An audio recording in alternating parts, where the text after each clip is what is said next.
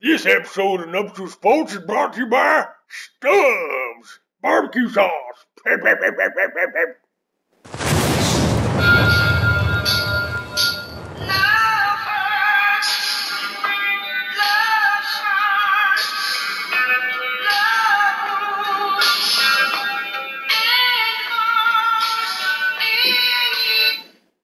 Welcome to Nuptial Sports, the sports program from a marital perspective. I'm Craig. And I'm Amy. And we're here to talk about the disappointing, uncharacteristic loss to the Cincinnati Bengals, 24-27 in overtime.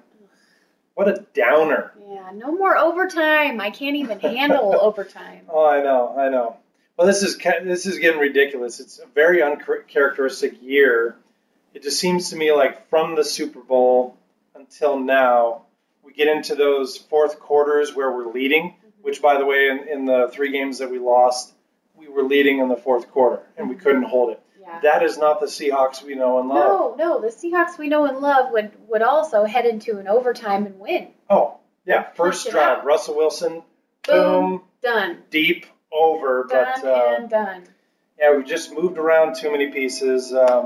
Let's get to talking about the offense. How do you think they did? I gave the offense a C this week. I felt that some good things happened. We had a stronger offensive line. We had more passing.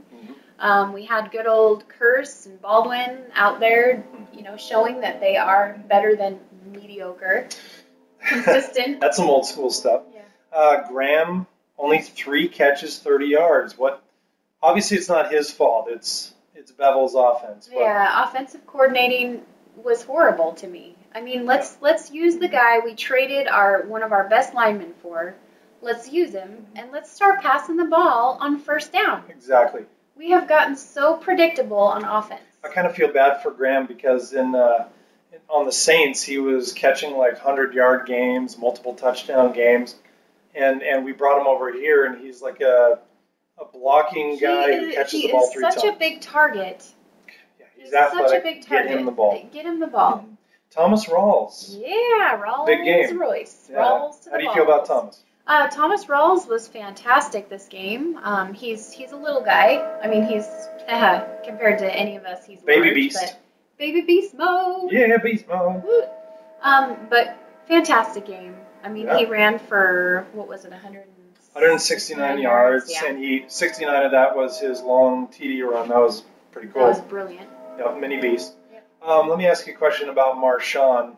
Do you think if we would have had Marshawn in the game, specifically like the fourth quarter, do you think he could have grinded out those 3rd and short? Would he have been the difference in that? I don't know if he'd be the difference maker necessarily in the red zone. We hear all this speculation, in the red zone, Marshawn's the best. You should give him the ball in the red zone. The difference in Marshawn overall and having beast mode in the game is that he works the defense down. He makes them tired. He beats them up. So regardless, I mean, it takes like 8 guys to tackle him. Right. Like 8. Yeah. So nobody wants to go head on head with the beast. Nobody wants to go against the beast. So regardless of whether or not he gets as much yardage as Rawls, he wears down the defense. So maybe that by the time we're at the end of the game or in overtime, they're not as effective against us. I agree. We went 0-2 in the red zone, and I'm noticing this is a common problem for our Seahawks offense.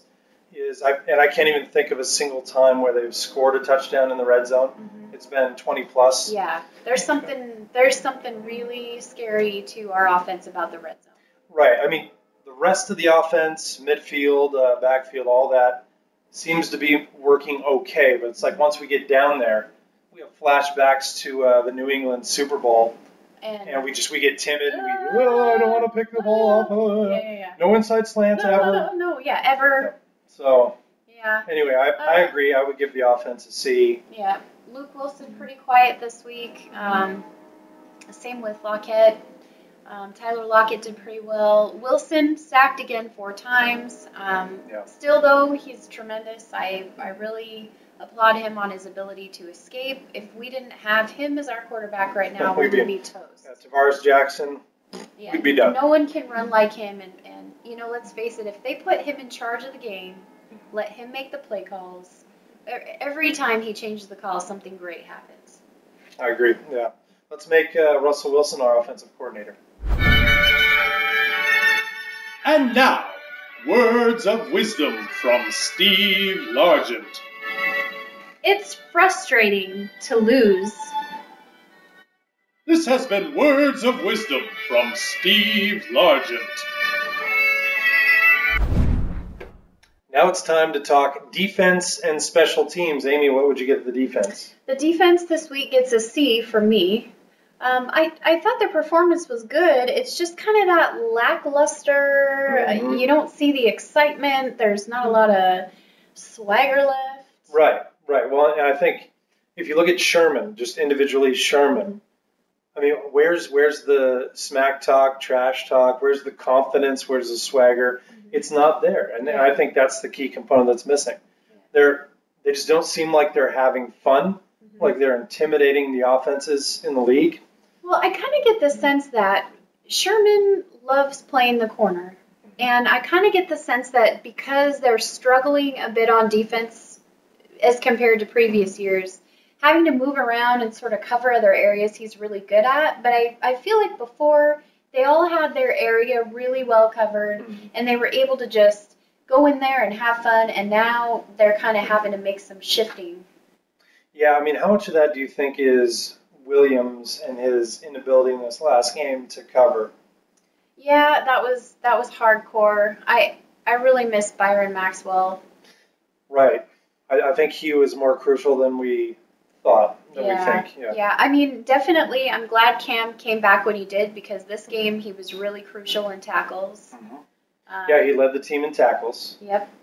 And some people think that it was his fault that there was those 2 touchdowns, but it seemed like Pete Carroll from the press conference was putting that on Williams. Pete was like, no, that was not Cam's issue. That was not his coverage. We got the fumble and run back for a touchdown. B-Wag. Woohoo! We were hoping for a pick 6. Yeah, but we did get our first interception of the year. Yep. That was good. Yep, we did. So at least, the defense did some good things. When you're up by 17 points, though, and you go down that far in the fourth quarter, you're probably not going to get, unless you win the game on some crazy defensive play, you're not going to get better than a C. Okay, that is very unlike the Legion of Boom. In the entire Legion of Boom history, they have never allowed 17 points in one quarter like that. But I'll tell you what. Here's what I think. I'm going to put maybe 20% of the blame on the Legion of Boom and the rest on the offense, because the defense was on the field the entire fourth quarter. Yeah. And our offense couldn't do jack squat. If our offense grinds down a little bit, gets the clock down a little bit. Spends more time on the field. Exactly. So I would pin that more on the offense, and I think Russell Wilson even admitted that in his press conference. Yeah. So, I mean, yeah, not very good to give up 17, especially being the Legion of Boom, but offense is where I put that blame. So you gave them a C? Yep. I'll give them a C as well. Special teams, kind of a quiet day. Yeah, special teams, I think, get a B from me. They did what they needed to. There was nothing spectacular in addition to that. John Ryan is a beautiful punter. I mean, his punts went exactly how they should have, I thought. They were very good. Right. The coverage wasn't great. I mean, we did give up a lot of yards. The coverage was bad, but his punts were well placed. He did a nice job. In fact, one of the run backs, he tackled the guy. Right, but that was only after a long run. It was a long run, and here the entire special teams force misses the guy, and John Ryan makes the tackle. So they were pretty much a non-factor. They did give up 87 yards total on kickoffs, 93 yards total on punting. That's uncharacteristic, but they held their own. Yeah. Again, can we rely on special teams to win the game for us? It's on the offense. Yeah. Something has got to happen on the offense if we want a shot. By the way, my prediction of never losing another game is now gone, and I stop making predictions. Yes, stop making predictions. My commitment to you and all of you is I'm done making predictions. Thank you. At least for the next game. I'm not going to say anything. No more. None. Ever. Cut. Cut. And now it's time for Amy's Meme of the Week.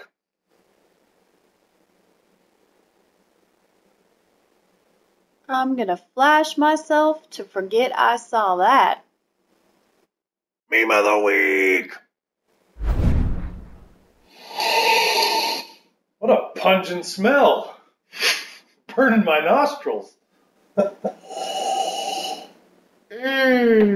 Smells like it's made with bits of real Seahawk. You know, they've done studies. 60% of the time it works every time. Welcome back. So today we're going to try something a little bit different.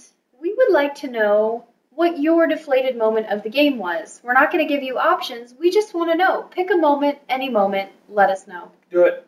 It'll be fun. Okay, so we're going to talk about 3 things from around the league. Number 1, Hasselbeck. What do you think about Hasselbeck now, Amy? Okay, so I think he's matured. He's a 40-year-old man. I know, of course and he's I mature. realized the crappy little we want the ball, we're going to score was 10 years ago. You want to know why I think you like him? Why? It's because he cried in his interview. He cried like a baby. He broke your heart. He was sick. He was sick. He played that game pretty sick. He broke your heart. Yeah, proud of you, Hasselbeck. Proud that you were once a Seahawk. I almost at this point wish you would come back. No. Number 2, Arizona stomps Detroit 42-17, and we can only beat Detroit 13-10. That's saying something. Kind of scary. I'm a little scared about that. I've been afraid of the Cardinals all along. Yep. Okay, the next team we're playing is the Carolina Panthers, 4-0, fresh off of a bye week. But here are some teams they beat. I wanted to point this out. They beat the Jaguars 20-9, and the Jaguars are now 1-4. They beat the Texans 24-17. The Texans are 1-4. They beat the Saints, who are 1-4, 27-22, and the Buccaneers, who are 2-3, 37-23. You know what that tells me? They beat a bunch of really bad teams. That tells me that we have the crappiest, most difficult schedule to start with. Totally. And, you know, I don't know. We just have to I feel good about this game. I'm not going to make any predictions. Good. Nothing at all. Zip it. I'm going to zip it. All right. But I feel good about this game. Great. All right. So that's all the time we have on Nuptial Sports. I'm Craig. And I'm Amy. For better or for worse. Go Hawks.